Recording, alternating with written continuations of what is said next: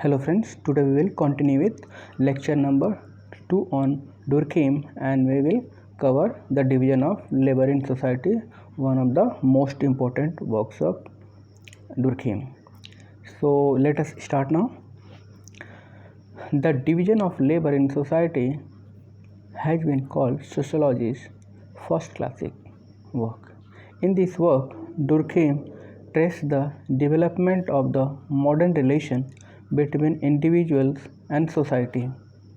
Dukheim wanted to use this new science of sociology to examine the crisis of morality prevalent in French society.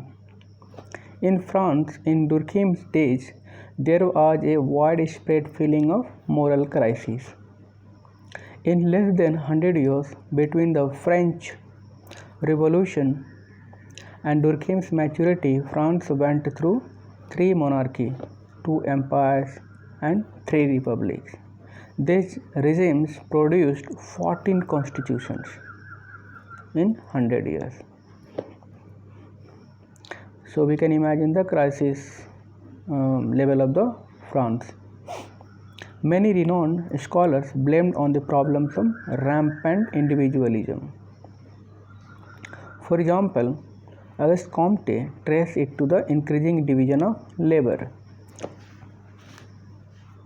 Comte argued that in simple societies, people do basically the similar things, such as farming, and they share common experience, and consequently, due to high division of labor, people no longer share common experiences. This diversity undermines the shared moral beliefs that are necessary for a society, and people will not sacrifice in the time of social need. Durkheim's The Division of Labor in Society can be seen as a refutation of Comte's analysis and scientifically study the reason behind the crisis of morality prevalent in French society. Durkheim argued that division of labor doesn't represent the disappearance of social morality. Modern society is not held together by the similarity between people who do basically similar things. Instead, it is the division of labor itself pulls people together by forcing them to be dependent on each other.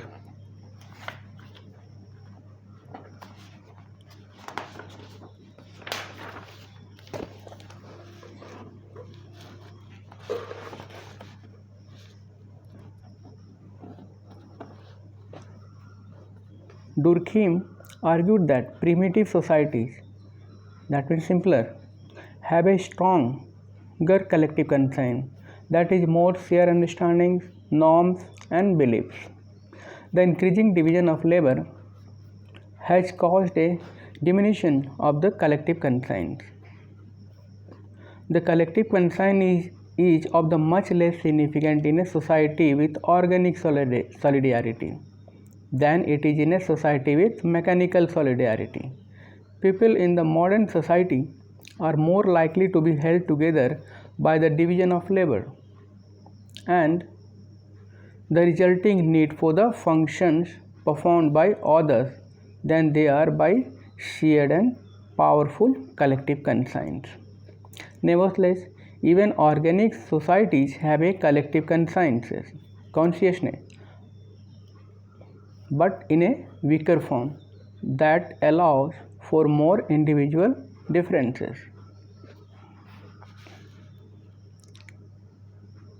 In a society characterized by mechanical solidarity, the collective conscience covers virtually the entire society and all its members. It is believed in with great intensity. It is extremely rigid, and its content is highly religious in character. Such society is characterized by mechanical juxtapositions of like parts. That means physically lying together but not connected. We are one because we are alike.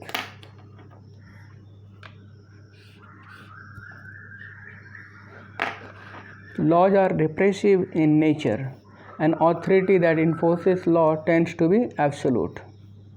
All deviations are considered criminal in nature. Individual freedom is at lowest level. When society develops over a time, its material volume and material density increases. Material volume, that means population, and material density, that means population density and interaction, and this gives rise to the moral or dynamic density, intensity of social interaction. This creates new demands which can only be made peacefully by increasing division of labor. Society based off low division of labor gradually changes to high division of labor, and the new society formed is characterized by organic solidarity. It is merit based, individual is given autonomy, social justice is equated with equality of opportunity, high degree of specialization in work, laws are restitutive in nature,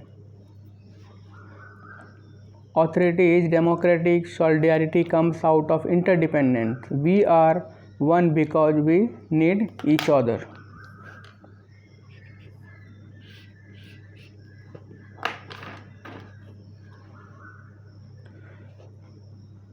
Durkheim argued that individual, while becomes more autonomous, also becomes more solidary, integration with differentiation.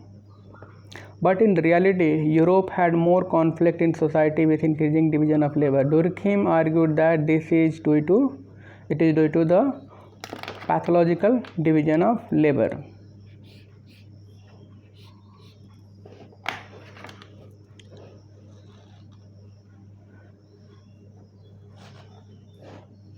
Durkheim believed that the cause of the transition from mechanical to organic solidarity was dynamic density, that means intense social interaction. This concept refers to the number of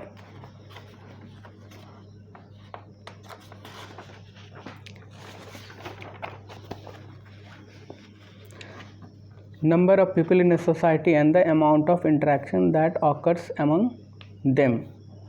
More people means an increase in the competition for scarce resources, and more interaction means a more intense struggle for survival among the basically similar components of society. This can be compared with India and more about Pakistan, where industrialization is less, but society is overwhelmingly characterized by mechanical solidarity.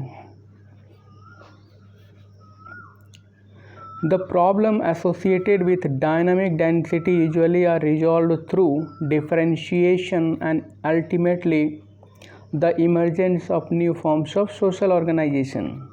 The rise of the division of labor allows people to complement rather than conflict with one another.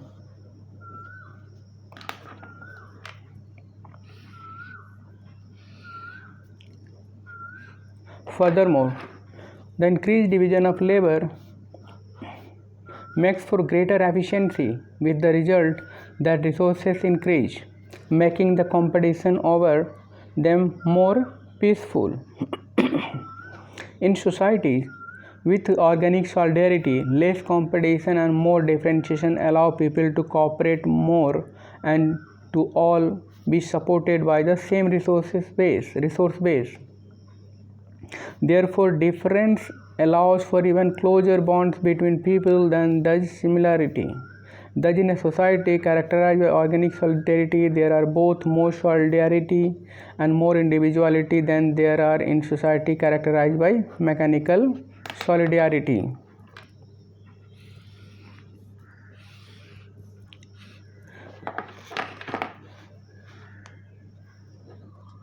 Durkheim argued that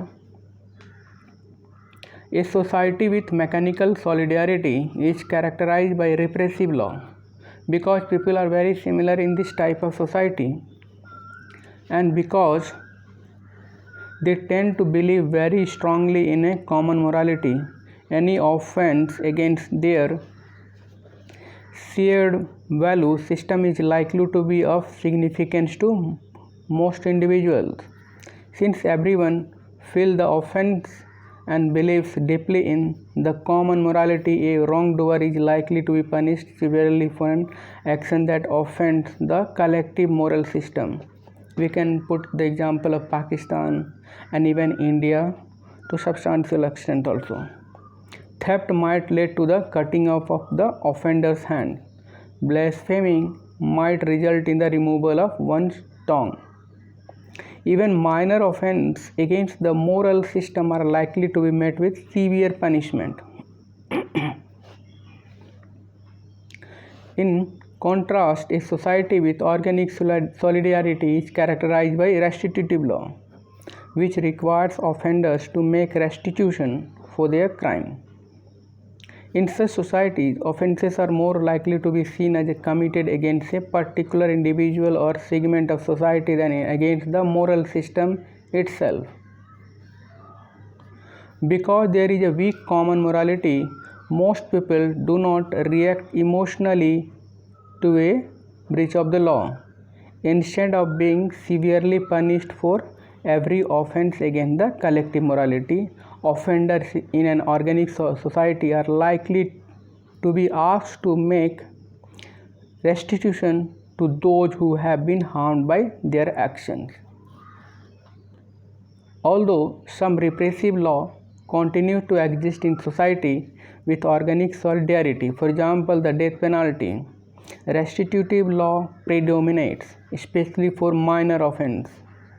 In summary, Dukheim argued in the division of labor that the form of moral solidarity has changed in modern society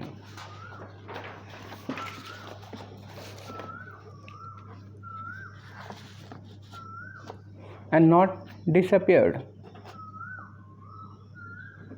We have a new form of solidarity that allows for more interdependence and closer, less competitive relations, and that produces a new form of law based on restitution.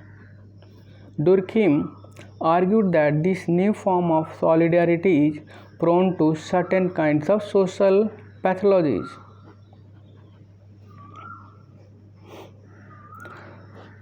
Now, let us see what is normal and pathological.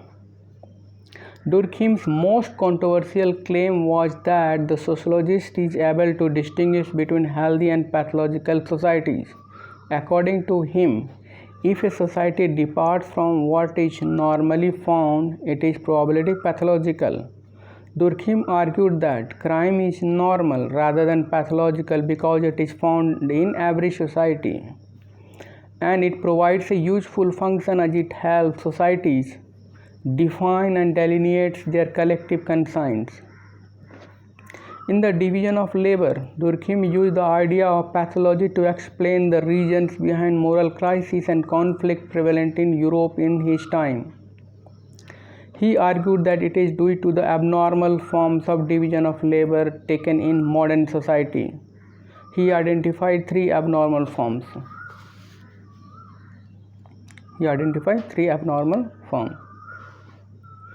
So first one was the anomic division of labor, second was the forced division of labor, and third the poorly coordinated division of labor. Now let us see the first one, the anomic division of labor.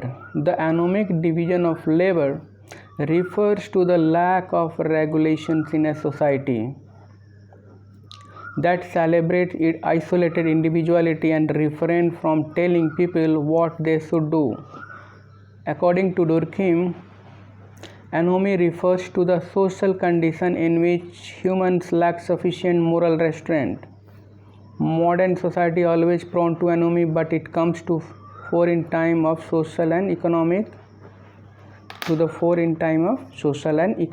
crises.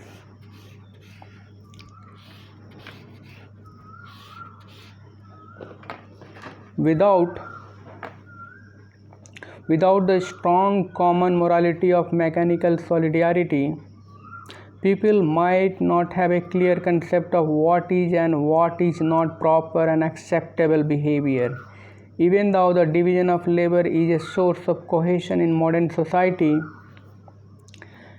it cannot entirely make up for the weakening of the common morality. Individuals can become isolated and be cut adrift in their highly specialized activity. They can more easily cease to feel a common bond with those who work and live around them.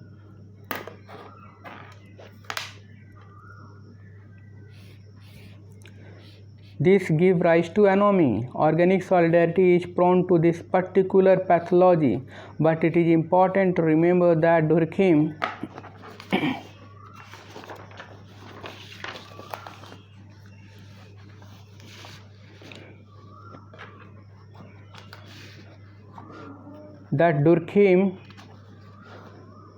saw this as an abnormal situation.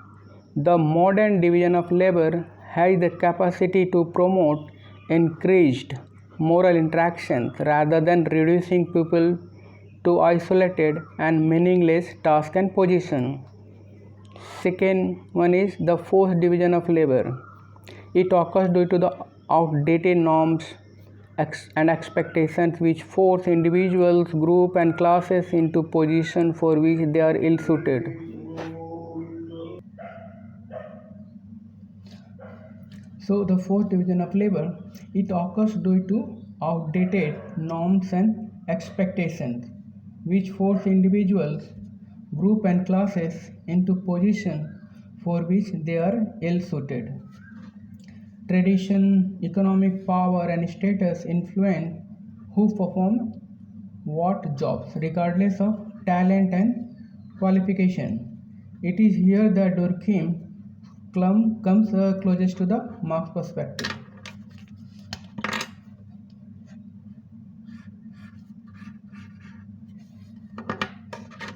Third one is the poorly coordinated division of labor. It occurs when the specialized functions performed by different people are poorly coordinated. Dukheim argued that organic solidarity flows from the interdependence of people. If people's specializations do not result in increased interdependence but simply in isolation, the division of labor will not result in social solidarity. For the division of labor to function as a moral and social solidifying force in modern society, anomie, the fourth division of labor, and the improper coordination of specialization must be addressed. Modern societies are no longer held together by shared experiences and common beliefs. Instead, they are held together through their very differences. So long as those differences are allowed to develop in a way that promotes interdependence. So the key to this for Dukheim is the social justice to make the society more equitable and justiciable. Now let us see the criticism.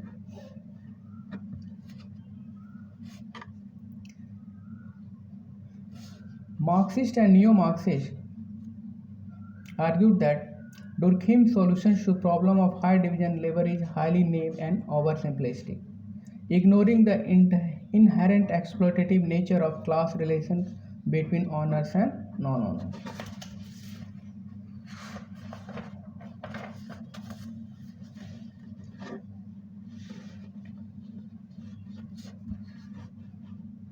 Durkheim was criticized for assuming that society has a common set of values. Critics have argued that in society with class division, the dominant class always tries to impose its value on the society by coercion. David Lockwood has criticized Durkheim for his extreme social realism and misinterpreting system integrity and interdependence as social integrity. Malinowski criticized Durkheim for equating division of labor with human progress. Positive aspects of his work is, let us see now. For the first time, someone looked into social context of work. Until now, social dimension was never taken into account. This opened a new vista for research. This influenced many scholars for exploring social side of work. For example, Anton Mayo explored social side of work. He found informal group developed among workers are more powerful than the management. These groups set their own rules. Human needs for belongingness is equally important as the need for money. Durkheim worked on the division of labor influence in making industrial policy more inclusive. So we have to end in a positive note. Now let us go through Gemeinschaft and Gesellschaft, the concept given by German sociologist Ferdinand Tönnies. Gemeinschaft and Gesellschaft. These are two German words that mean community and society. That means Gemeinschaft, small community, small close-knit community, and society. That means we can compare with modern industrial society, Gesellschaft, respectively, large community. The German sociologist Ferdinand Tönnies systematically expounded this as the ideal type of social organization in his prominent work Gemeinschaft and Gesellschaft in 1887. Gemeinschaft refers to a group of individuals mainly characterized by a strong sense of common identity, attachment to traditional and sentimental concern, and close personal relationships, which result in a cooperative social organization. Tönnies described emotions and sentiments as well as sense of moral obligations to others drive these interactions and social ties. The concept of Gemeinschaft was common in rural, small-scale, homogeneous society. In Gemeinschaft, rules are implicit, no written laws.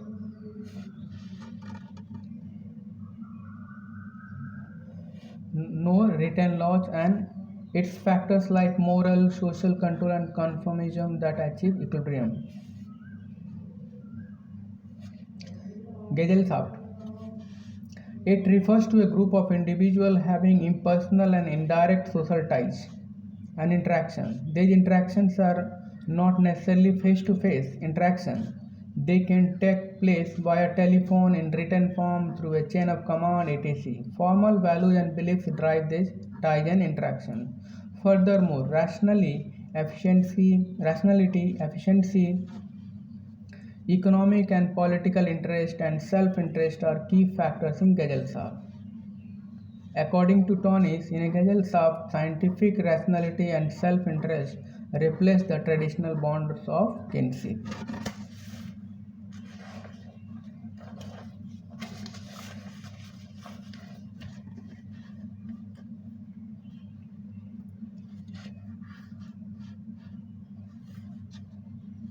Kinship, family and religion, which are the basis for social ties, values and interactions in Gemeinschaft.